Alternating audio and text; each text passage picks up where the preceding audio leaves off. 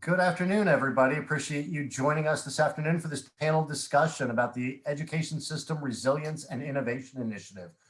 We're going to go ahead and just sit tight for a minute or two while everybody gets logged on. I know we've got a good 20 people already logging in. So while everybody gets logged in, connected, and gets comfortable, we'll just sit tight for a minute and then we'll get going.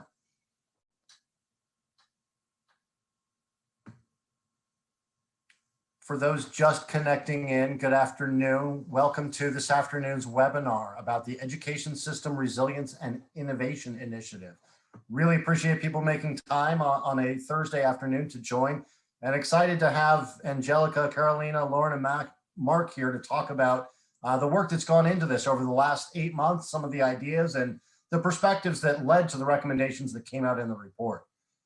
We do want to make sure we've got time for conversation, so it's 4:01, we're going to go ahead and dive into this conversation. We will have time for the last 15 minutes or so for questions from everybody joining today's webinar. So go ahead and use the Q&A box, submit your questions there, and you can submit them at any time. We'll be keeping an eye on those. When we get to the point for Q&A at the end, we'll make sure to be looking at all of those. My name is Barrick Abramson. I'm the Senior Policy Director at Keystone Policy Center, where I lead our Center for Ed Policy. I had the privilege of being one of the leads on this with our partners at PEBC, the Public Education and Business Coalition, to bring together 80 of some of the smartest people we could find across the state of Colorado to talk about what we could learn from what was happening during the system interruption brought to us by COVID that should inform the future of education. We knew that a lot of state and local leaders had their hands full, as obviously teachers did, dealing with the urgent needs of today. Things like making sure that kids were safe, they were eating, they were learning, and we were doing everything we could to keep them safe. At the same time, there was a real hunger from educators and leaders across the state to have a conversation about what we could learn from some of those innovations that were born out of both necessity and out of opportunity that could inform the future of education. And the conversations we had really focused in two areas. One was around a big category we called teaching and learning. What were some of the things that were being brought to the forefront about how teachers had to teach in the classroom and about how students were learning? Everything from the flipped classroom to different skills that teachers needed, and things like how students were progressing through the curriculum and some of the challenges they were experiencing. And on the other side of it, we had a lot of conversations about the very makeup of the educator workforce. Last March, when we went to all remote learning across the state, we asked educators to make one of the most tectonic shifts in academics of the last half century, to go from in-classroom instruction to all remote instruction. And that didn't just bring the technology challenges. It brought a host of other challenges about the responsibilities we were putting on teachers. So that other conversation we had was about the makeup of the teacher workforce and how we should rethink or redesign the educator workforce to try to take some of the burdens off of teachers and let them really focus on that critical work of being an instructor and an educator. So I'm really fortunate that tonight we've got 4 of the members of this group that came together, joining us to talk about their experience. They're going to share a little bit about their backgrounds, about the conversations we had over a period of months, and some of the ideas that were generated. I'm going to try to do as little talking as possible and just prompt them with some questions here and there. So to start it off, I'm going to ask each of the panel members to introduce themselves and what their connection to the education world is. And I'm going to start with Angelica Schroeder.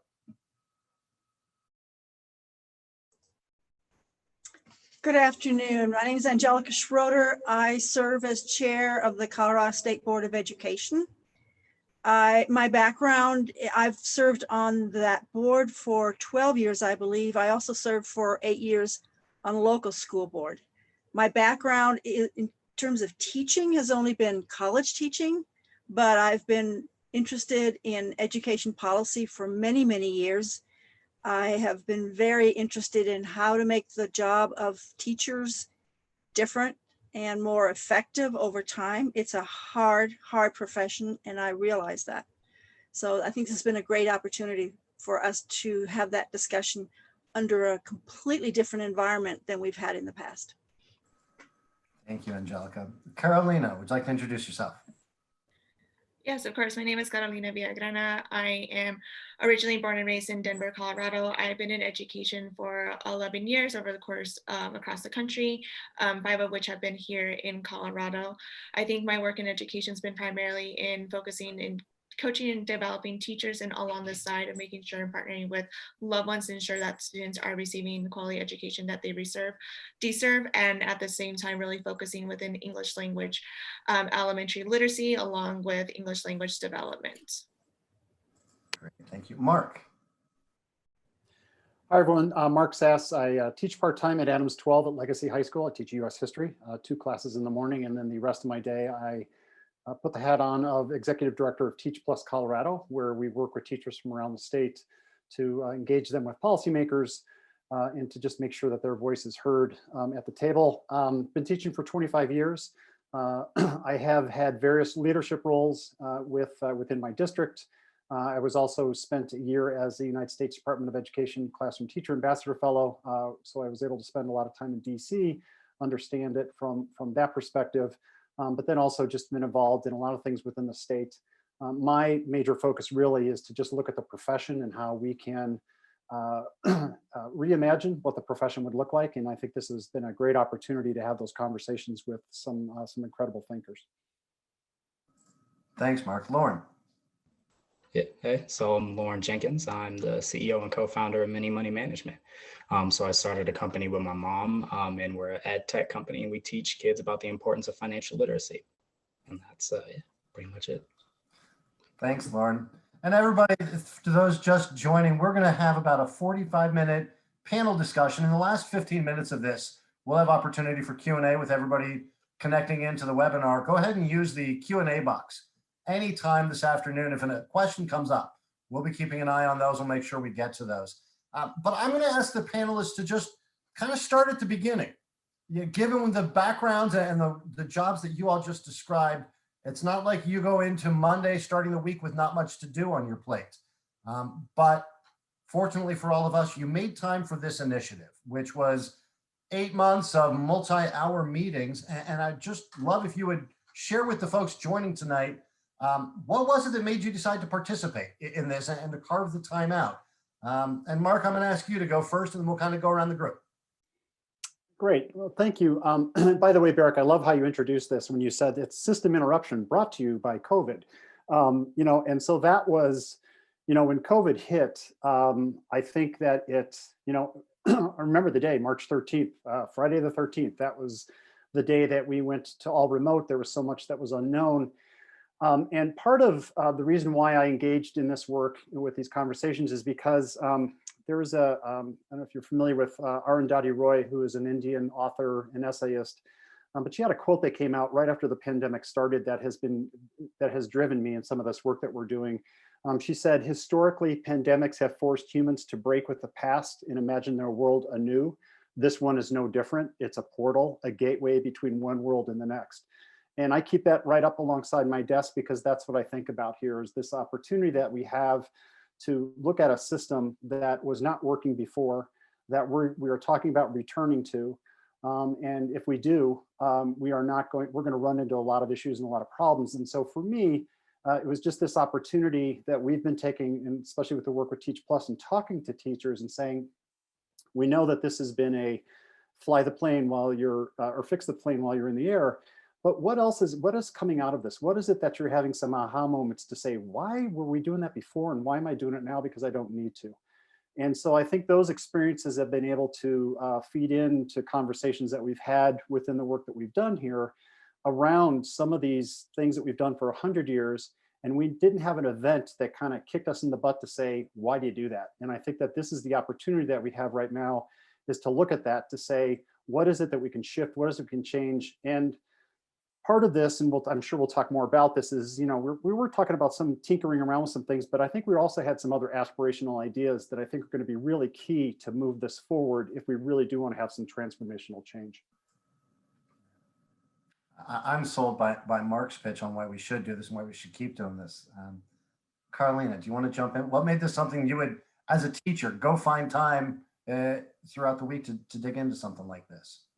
Yeah, I think before the pandemic, as an educator, and knowing the long school days of 7:45 to necessarily 4 o'clock, plus the evenings, plus weekends, you just really start to look at like the constraints that the profession could have, and then also the limitations, and kind of also feeling a little stuck as like, I'm putting all this work, but I don't see the pendulum swing, or ultimately the impact on students' lives. And what ultimately ended up happening with the pandemic is that you start to realize what was taken off teachers' plates immediately, and what was just like, what is the core foundation that should be living in a student's school day. And I think like that's what we kind of need to get back to, is like, what is that core foundation, that what is the ultimate purpose and what we're trying to get at, and start building, for like, as Mark says, start building the plane from there, or start even being more innovative and creative, and start looking at what does the day and structure look like for teachers and students alike on multiple levels. And ultimately, it was really refreshing that I wasn't the only one having this conversation, or thinking this as the opportunity that presents itself now.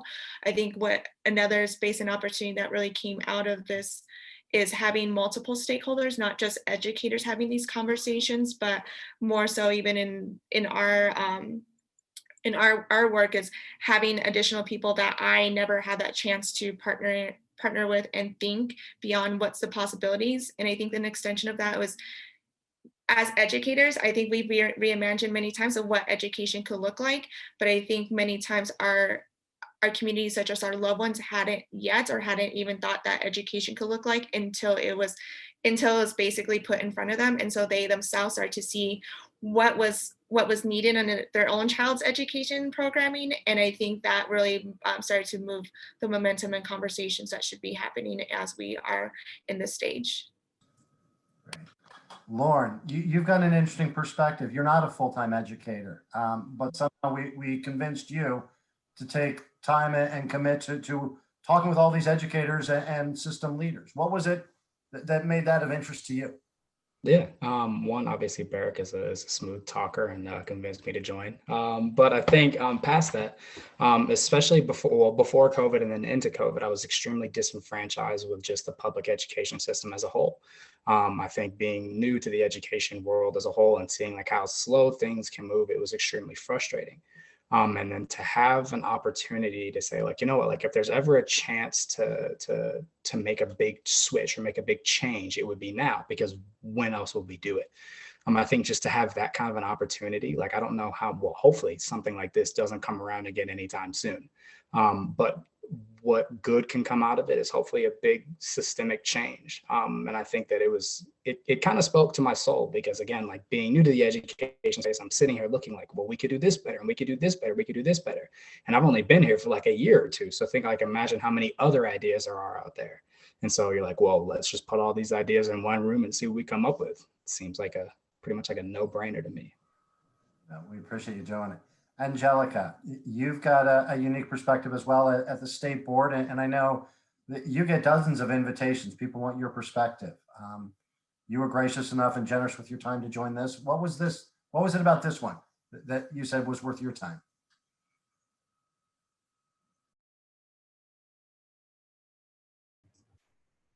Am I unmuted? Yeah. Very good. It was not really about my perspective. It's about having an opportunity to listen to such a broad spectrum of folks, classroom teachers, administrators, some of the support systems. My thought throughout this whole thing has been that we've been talking for a long time about how things needed to change. So the question is, were we going to use this crisis as actually an opportunity to make some of those changes that we want to see happen? I think everyone's eyes have been opened in a number of different ways. I think our teachers are seeing things differently. Certainly our parents are seeing things differently. And as administrators and as policymakers, which is pretty much where I come from, I really needed to hear some of the ahas from all different folks in order to come up with some solutions. Thank you.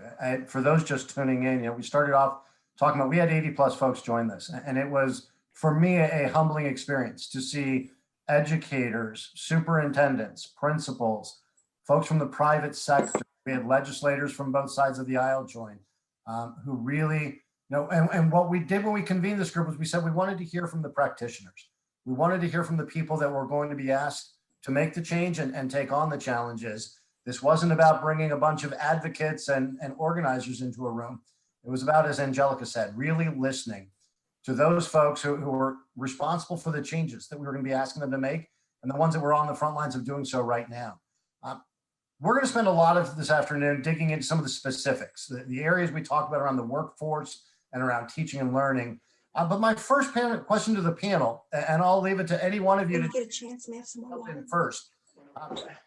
What at the high level, what to you was most striking about the conversations from that first meeting over the 8 months that we talked? What was really the most striking thing to you about the conversations and the dynamic that existed in the main group and in the subgroups that we're talking? I mean, for me personally, I could just see a huge shift. So like from the very first day, everybody said, okay, like, let's not fix education, let's reimagine it. So like, if we were going to start over and redesign something new, let's do that.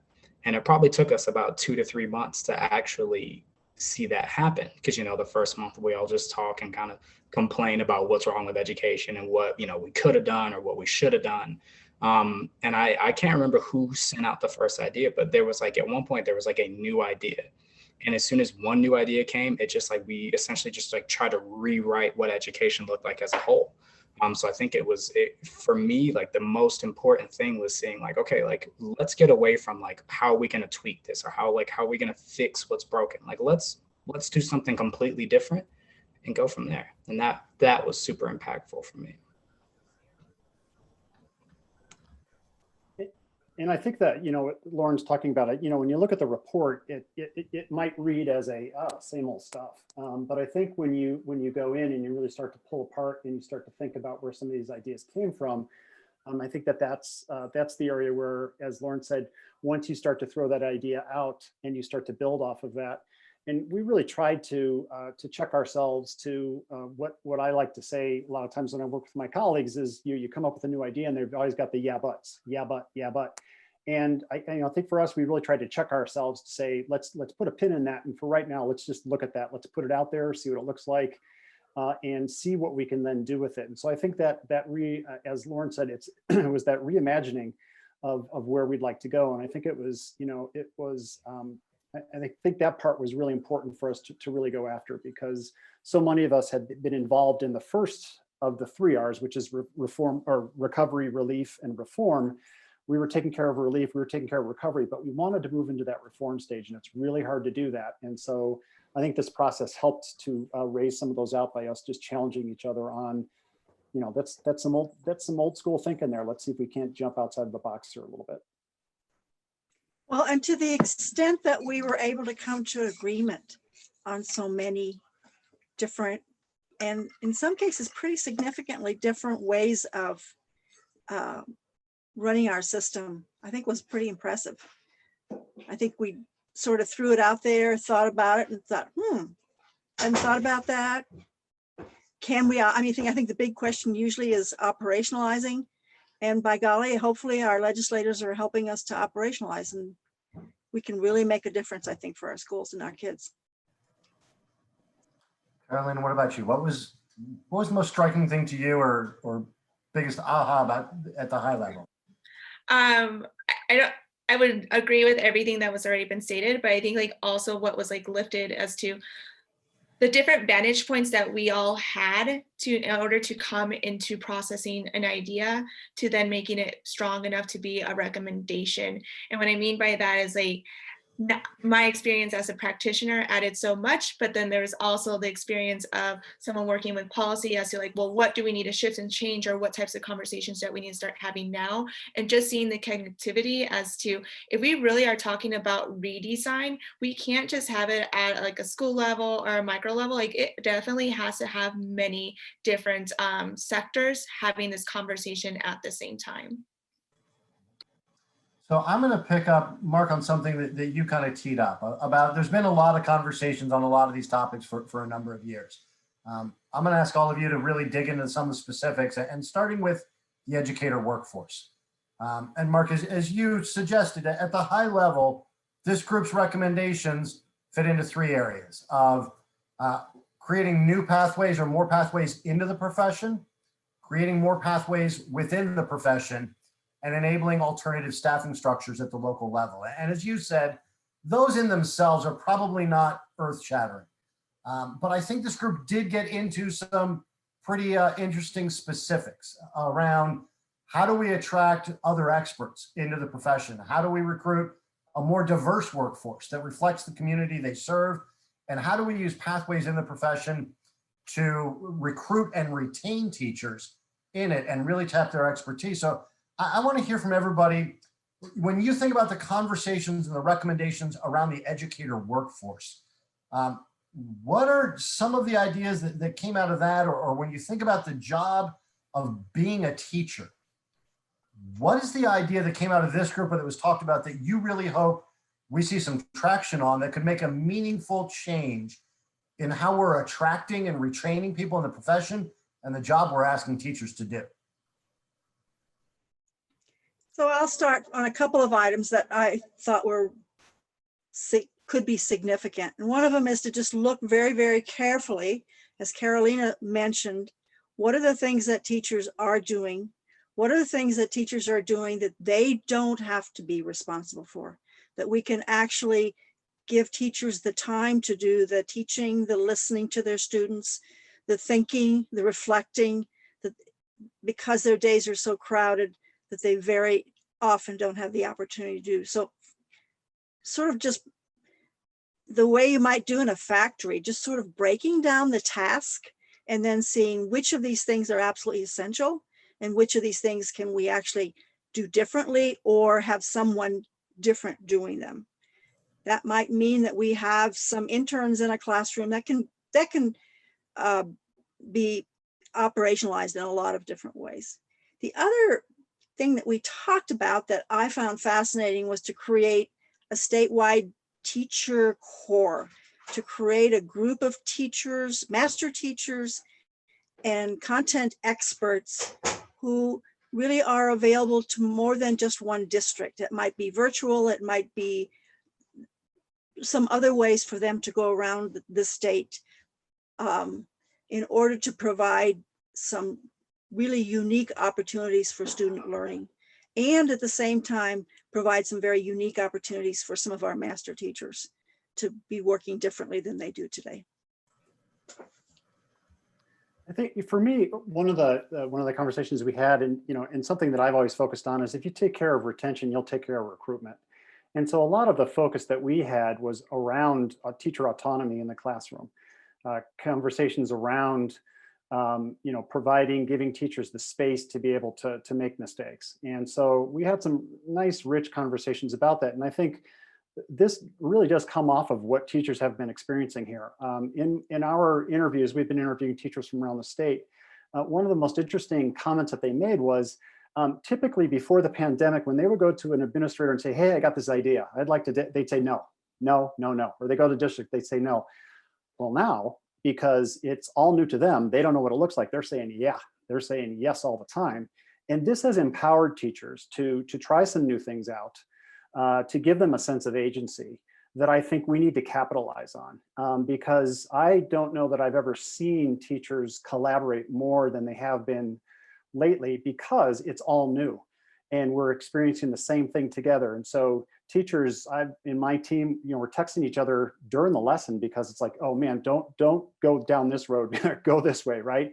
So that communication is taking place, it's real time, and it's helped to, I think, just empower teachers to know that given the space to make mistakes, because if you're not making mistakes, you're not learning, they will learn from that. And so I've been, part of what we talked about within here was trying to provide more autonomy for teachers to make those real-time decisions that allows them to then feel like a professional, which I think will attract more people into the profession itself. I 100% agree, and especially where Mark ended on the piece of feeling like a professional. And I think that's been a piece as to as an educator, it's hard to feel that value of being recognized as a professional, because I think something that came out of the pandemic was also recognizing like the schools play a major role within daycare and childcare. And at the end of the day, like as an educator who went into like study, I hope what remains to be true is the flexibility and of structure and the space to give teachers that autonomy, but more so the ability to go in depth and be that content expert. I think we cover a wide range, but we never go in depth. And I think at the same time, if we are talking about professionals, the hopes is that then that teachers have the space to do that, so that it extends later to even the results of student learning. We are right now talking about like the recovery of students and the loss of learning. But if we have already provided or created a structure for teachers to go in depth, then that at the same time, that in depth allows to then create an individualized more learning plan based off of what they're noticing of what their students' data is speaking towards. And I think like in that, it would create a space for a striking a balance of, I am not just a teacher, but I am this expert that is truly designing learning for students and what they need at this point in time, and knowing how to drive the next piece of what they ultimately need to get at. And to even piggyback on the professionalism, how can we expect a first-year teacher to be doing the same thing as a teacher who's been teaching for 20 or 30 years? That was hands down my favorite discussion.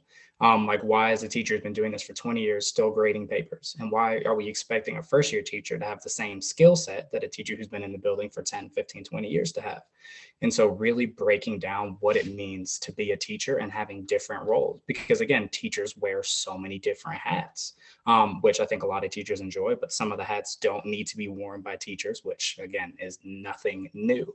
But I do think to say like, okay, when you first step in the building, like these are going to be the responsibilities that you can expect, because to throw a kid straight out of college or someone who hasn't been teaching before into that teaching workforce and expect them to operate the same way as like a seasoned veteran is unrealistic. But at the same time, if you've been in that school system for a very long time, you should absolutely be doing something different, because what happens in the professional workforce, you get more experience and you get paid more. And we don't have to talk about teacher pay, but you get paid more and you have more responsibilities and you start to manage those who come after you. And there's been not a whole lot of that, or not as big of a teacher mentorship program or whatever you want to call it. So. Thank you all for those thoughts. It's bringing me back to so many of the moments that made me smile and humbled me during the 8 months that we were all talking. For those of you joining the webinar this afternoon, as you have ideas or questions you want to ask, go ahead and drop them in the Q&A box. In about 15, 20 minutes, we'll switch over to a Q&A session with the panelists. I'm going to shift over to one of the other big areas of exploration that we spent time on, this big category of teaching and learning, how teachers deliver instruction and how students progress through their instruction, how students learn. And those conversations included everything from things like competency-based education, or allowing students to progress at their unique pace, to things like rethinking the school calendar, the school day, the school week, the school year. And I'd love to hear from all of you. Why do you think that this system interruption brought up so many ideas and such interest in this conversation about how students learn? And so why do you think there was so much interest, and what were the ideas that you thought were really of value, or that raised your eyebrows and said, hey, I hadn't thought about that, but we should dig into that? I mean, it was unbelievable to me, and I didn't even know this at the time, that we built the school calendar because we used to be an agricultural society. So, we would have summers off so that kids could go work and farm and provide for the family, but that doesn't apply now. And I think we had obviously a very unique time where there was no school, or where, some schools are transitioning, some transition better than others, but kids were out of school for a very long time. And you kind of realize well, they could be learning right now, but they're not learning right now, and the world hasn't ended. It feels like it, but just to kind of see that this calendar that we've set up doesn't necessarily need to be what's in place right now. So let's just revamp it. If it's not going to work, you give kids 3 months off in the summer, and there's plenty of studies that say how that's very bad for child development. So let's change it. Yeah, I think an exciting part of this conversation, and you know, part of some of this is adaptive change, some of it's cultural change. And so we talked about this idea about time in general. And I think that we talked about time as in seat time. There are some recommendations in there about us looking at seat time, and is that the best way to assess whether a student gets it or not? Competency-based, we talked a lot about that. We talked about time as for differentiation. We found that with teachers, especially with remote learning, as I am instructing students, I've got 30 in front of me and I see that 15 get it, I can let them go, I can release them because they got it. Now I need more time with these other students over here because they need more time. Some students do, some students don't. And so this idea of time started to become one in which I think we talked about this within the group, is how can we think of it differently? How can we move away from the old industrial model and start to think about competencies, showing that you understand that you have the skills and the knowledge to do that? And so we did, and there's recommendations in there about looking at, you know, seat time, the traditional calendar, looking at ways in which maybe, you know, we look at a year-round school. So I think those are some aspirational recommendations that I would love for us to kind of hold on to as we start to move forward here, because I think those are ones that can really start to have an impact. I think also like what has come out to is that we had to be forced to rethink even just like the structure and classroom structure. As working in elementary, you know, there's only so much an attention span a 5-year-old could have, even a 3rd grader could have. And so what ended up having a result of that planning is we actually also made smaller learning groups where the teacher was solely responsible for at least 8 of their students. And what has come out of that is teachers just loved the more personal interactions of learning who their students are and really understanding as to what their students are capable of that they otherwise would have known with a group of 30 students. I think also time was hit on, but I also think at the end of the day is the ability to really evaluate learning doesn't just live solely on just an assessment, but also really seeing to have the opportunity to have more of a holistic model and piece that we've had to actually rethink even during this time period, because giving even like interims or even formative assessments throughout the school year has been nearly impossible. So how do you make sure that students are learning, and how has the evaluation tool changed, and how do we need to adapt that in this time period, and what of that can we keep as we move forward to measure student learning beyond just sole assessments? One of the parts that I thought was really important was the understanding that I believe we all had, that we could not go back to the way we were before. We all agreed or believe that there are inequities that are sort of baked into our system as it now exists. And so we need to be looking at how do we approach addressing those. And I thought it was great that we looked at basically the desired end state for kids, which is the competency-based kind of learning. We wanted to ensure that the needs of all learners are met, that the personalized opportunities for real personalized education brought forward under this. And if we can figure out how to meet the needs of all learners and provide some room for innovation, we can really create a much more equitable system than we believe we have had up till now.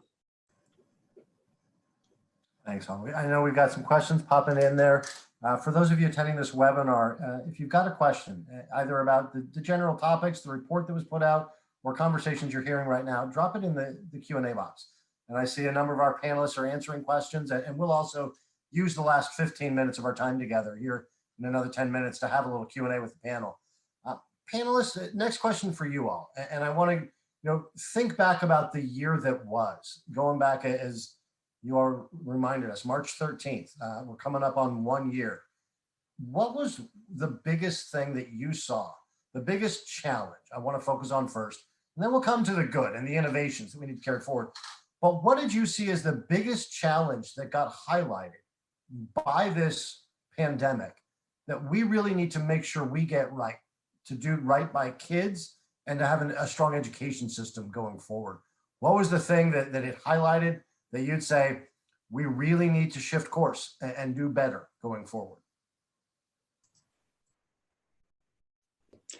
So I'll address something that is much more pertinent at my level than that of a teacher, but it's actually critical for everyone. And that is that we are losing leadership as a result of, maybe as a result of this pandemic, or maybe because it was just the timing.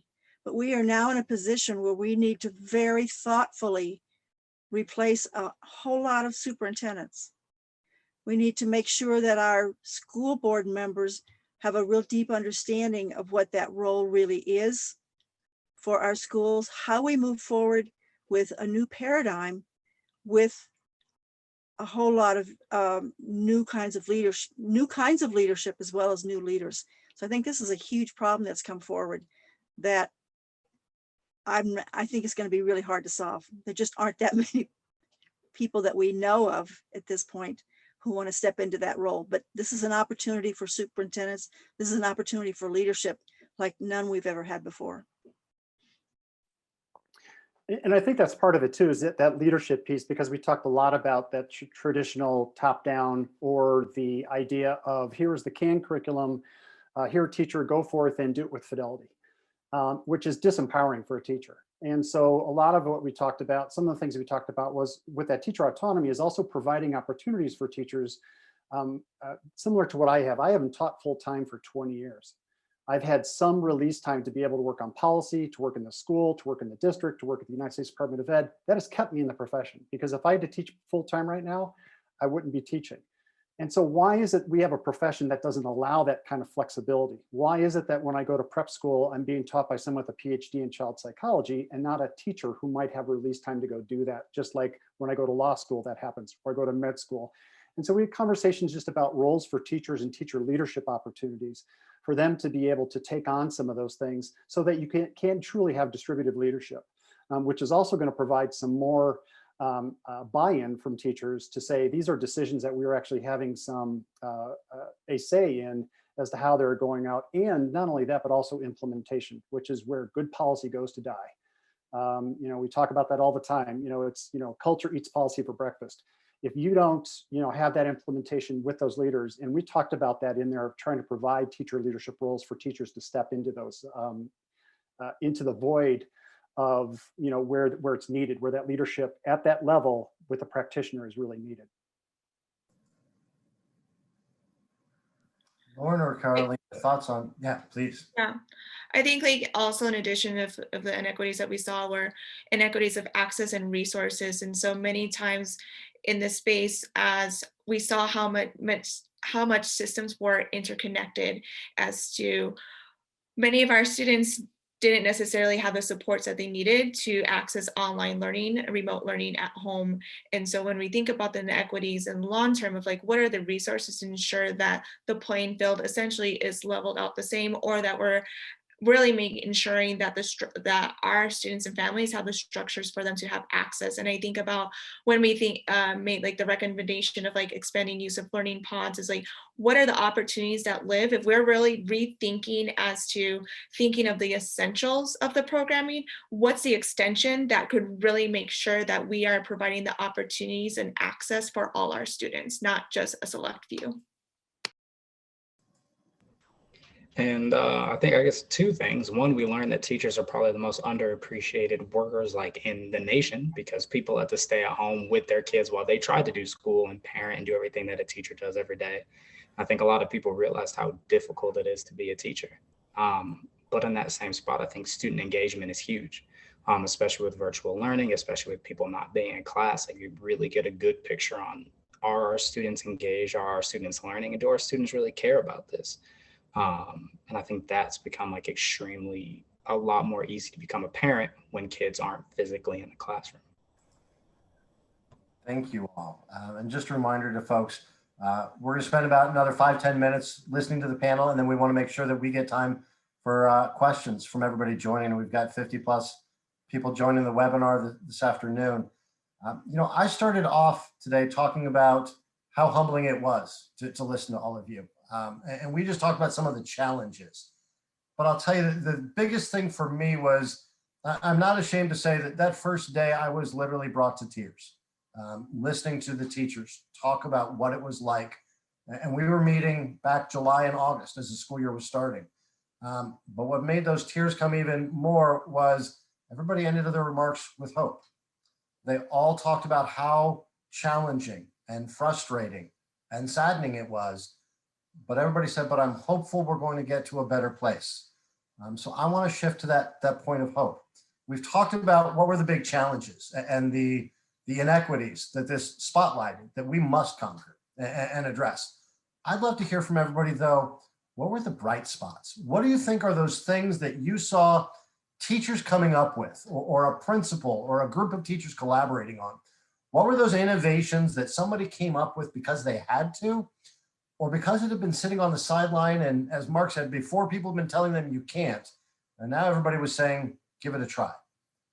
What were those things that you think somebody came up with that we need to double down on that and really make that more of the way we do things going forward?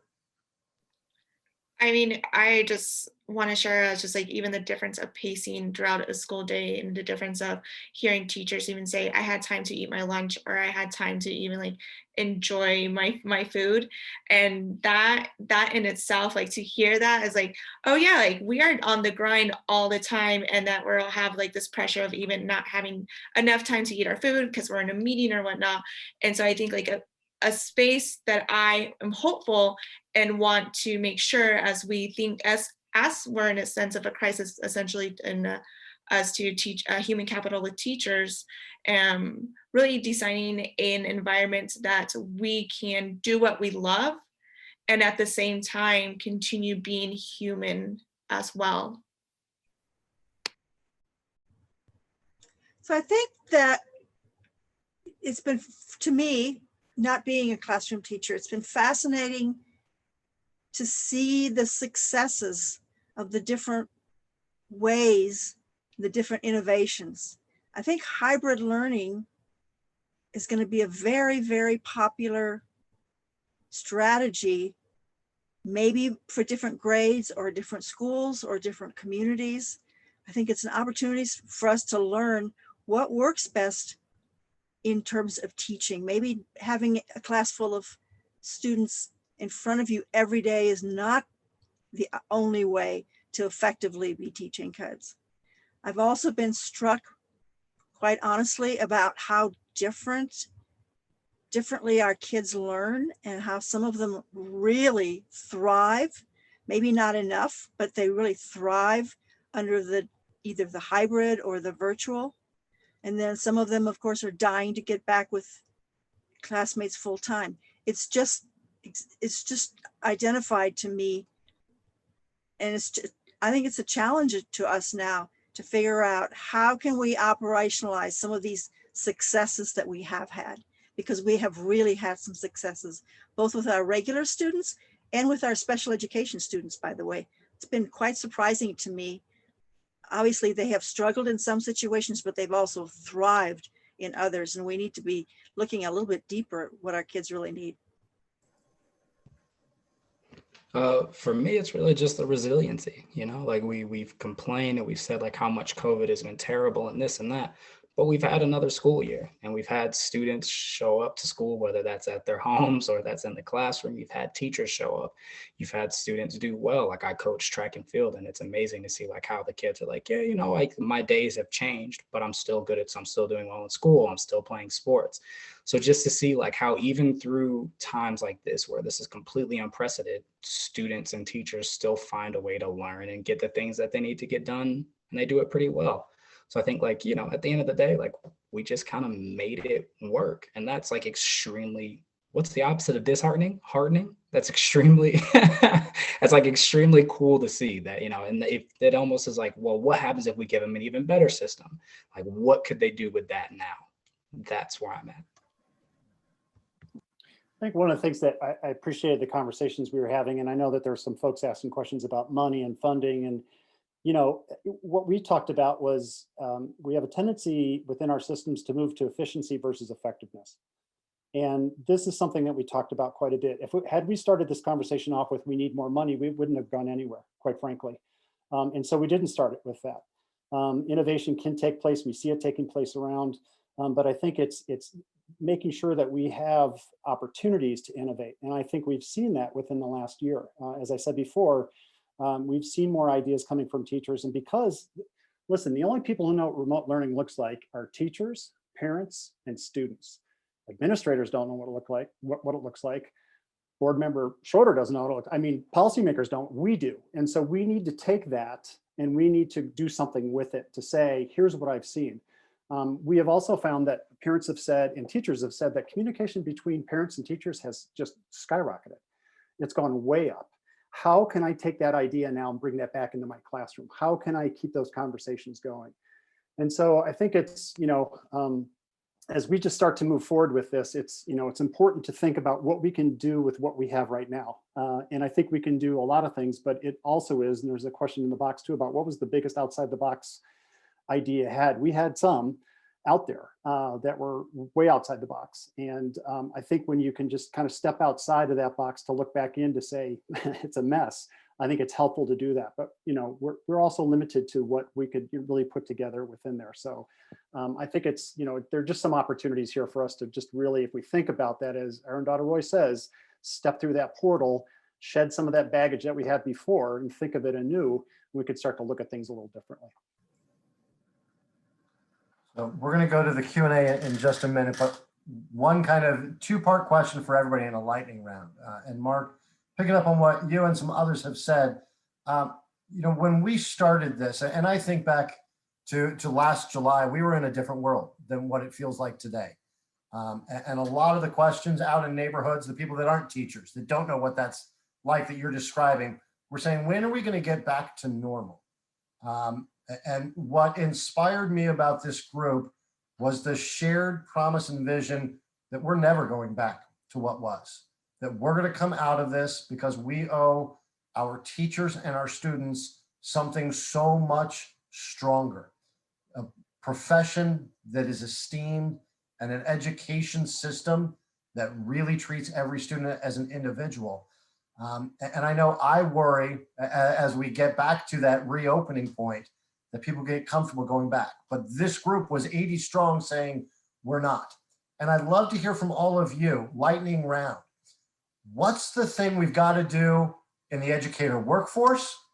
And what's the thing we've got to do in how kids learn to keep true to that promise, that we're going to build something stronger that respects what you all are talking about, that unique experience that only really teachers and students and parents understand? Hey, real quick for me, and something we didn't talk about was, over the summer, we had some issues around social justice issues, and we incorporated that into a lot of the conversations we had. And for me, in the workforce side, it was ensuring that we have teachers of color, that we ensure that we have environments within districts where they are embracing to teachers of color. And so for me, that was very exciting to see those conversations taking place on the workforce side to say, this is something that we have to emphasize, this is something we have to go over. And so for me, that was exciting to hear those conversations and to make sure that that is, in the midst of everything else that's going on, that is something that we're zeroed in on, is that equity issue.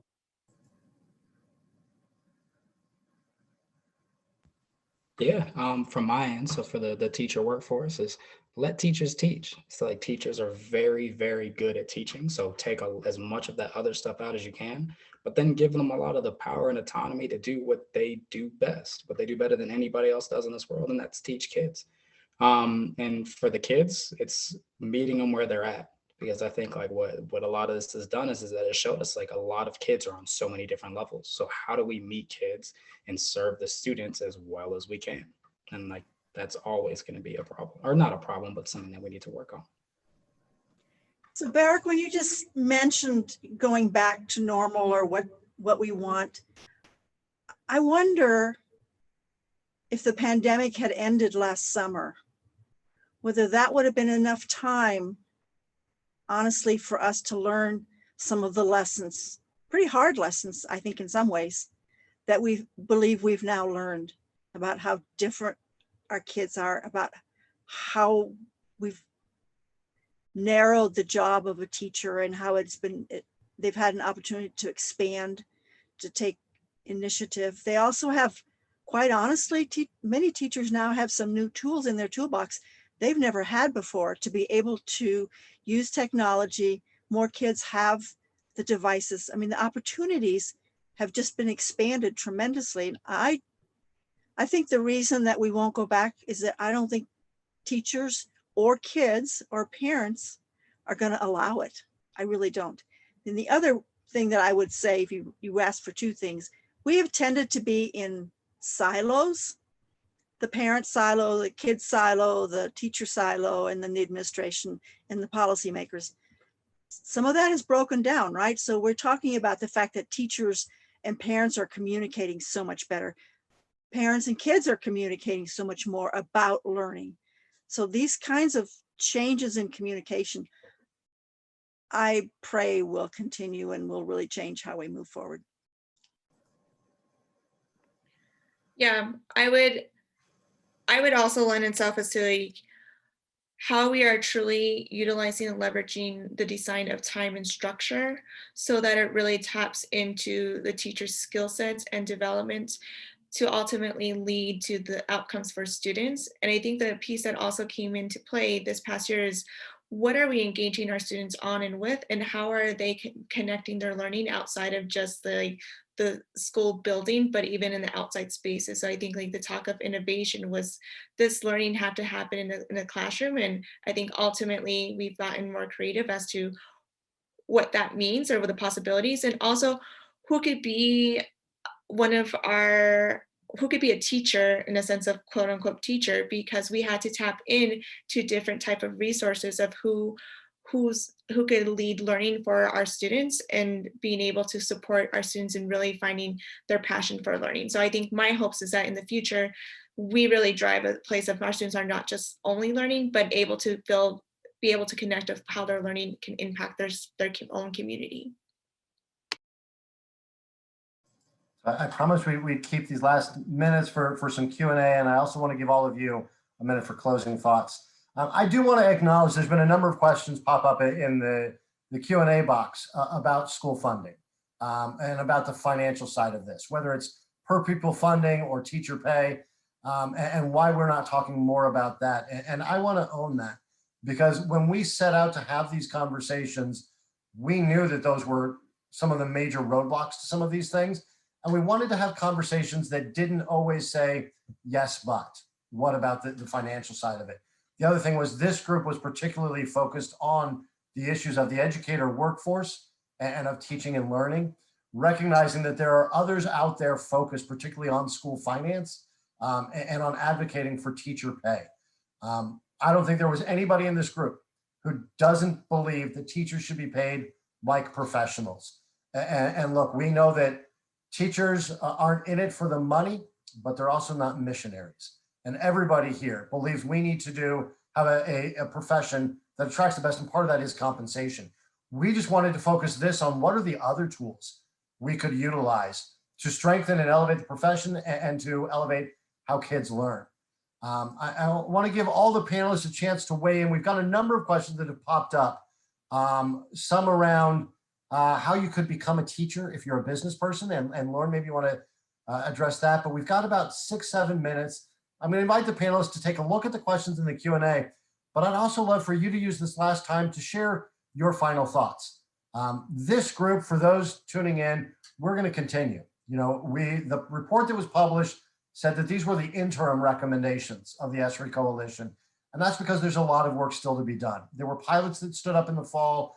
We're going to pilot a lot of the ideas that this group developed into the spring, the summer, and the fall, with new ways to structure the workforce, new thinking about seat time. But this group is going to stay together. So I would love for all the panelists to offer your closing thoughts or your thoughts on what still needs to be talked about. I could start. I think, that's some of the questions that were in the chat box about, is this a cultural issue? Is this adaptive issue, technical, and so on? And my response to this is, I think some of it is the profession owns some of this. As in, some of this has got to come from the professionals. But they asked the person asked, well, what can the legislators do to support that? And I think it's part of this is these leadership opportunities in ways that if you provide agency for teachers, they will take on the accountability. But when you hold me accountable to something that I have that is very difficult for me to impact, you're not going to see a lot of change. You're going to see resistant. You're going to see folks say, I just did it because that's what I was told. And so I think some of that is just providing some more of that space for that to happen. And so, I think that's a pretty key one, because some of these are cultural, and it's going to take leadership. And it's going to take leadership from you folks who are on this call and others, because it ain't going to happen here. These recommendations aren't going to move anything unless we're having a bigger, broader conversation. And that's where we've got to just take these and move from here. But also we've got other stakeholders, parents, business community, everybody else to be having these bigger, broader conversations. And it's at that point where maybe we can take on the culture that we're talking about. I think this lends itself, I think this lends itself to kind of the question that popped up as to like accountability, and something that's also kind of like could be a risk, especially as, I don't know, a risk, but more so a space to be a lot more considerate and conscious of as we talk about expanding teacher empowerment and autonomy for instruction. That also comes along a huge sense of like responsibility, right? And so it's in a space that we talked about is like, it's not just one metric, but it's multiple metrics that I feel like we started to become really innovative right now, as we're not traditionally able to give the traditional assessments, especially like even right now we're talking about CMAS and in the space to be able to give CMAS. Is it an important data piece? Absolutely, yes. But there's multiple metrics along the lines that could add to this piece of accountability. And something that did come up in our conversation was that if we do, I firmly believe, if we are able to make sure that teachers have the flexibility to become the content experts and to really drive strong instruction, then the rest will fall into place. And that's such as like a state assessment, such as CMAS, should come as an afterthought, but rather like our focus is really executing on strong instruction. And the reason why we're able to execute on such strong instruction is because we have the platform and the structure to do so. So, Barrick, you mentioned there was a question about getting into the profession. And I really did like some of the suggestions that were made about basically the continuum of becoming a teacher, which might be as a student in high school, having some opportunities to learn about teaching, being an intern, while you're in college, perhaps working in a school district. But more important to me, frankly, was talking about the ways once you are a teacher or you've been a professional in another area and you want to go into teaching and you have an expertise, the many ways that is possible. It is no longer a requirement that you go back to college and get a 4-year degree in order to enter the teacher profession. Yes, there are skills.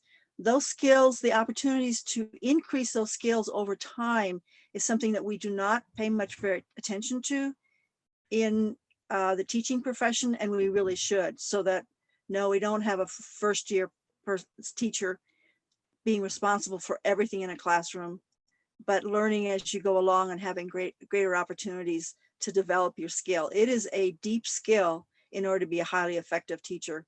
And I know that teachers get it, but very often they have to do it all on their own with very little support. And we do have some suggestions on how to improve that system of support to really build out the profession to ultimately becoming mentor teachers and specialists, et cetera. I thought it was a strong part of our research work. And I think, like I said, there's going to be plenty of people who are going to make policy and do this, but for anybody who wants to get involved, sometimes you have to take risks. And kind of to what Angelica just said, teachers don't have that much support. And so that's where people like me and people who are in business and who see these kinds of problems, just add as much support to teachers as you possibly can. And I think that's going to come from a variety of different sources. It'll come from policy, it'll come from funding, it'll come from technology, it'll come from a revamp of the calendar of the school. I think it's going to come from so many different areas. And if you look at the way that this group was structured, it was trying to approach education from so many different areas. So how do professionals get involved? How does everybody get involved in our education system? Because honestly, that's the most important thing we have. That's the best investment as a country, as a people, as anybody that we can make, is invest in our youth, because who's going to take care of us when we get old? The youth. So I kind of say, get in where you fit in. Yeah. I love that, Lauren. It's a good place for us to wrap up. I do want to give a plug. Angelica talked about the different ways to get into the profession, and want to flag everybody in the Q&A box. Rebecca, the CEO of the Colorado Education Initiative, has pointed out colorado.teach.org, which has a lot of information. People may be surprised that Colorado has one of the greatest number of pathways into the profession.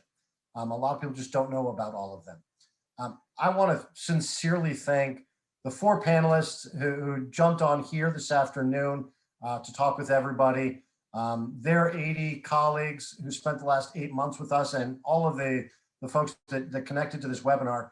If you'd like to stay up to speed with what's going on, reach out to whoever invited you to this panel this afternoon and let them know. This coalition will continue meeting for the year ahead.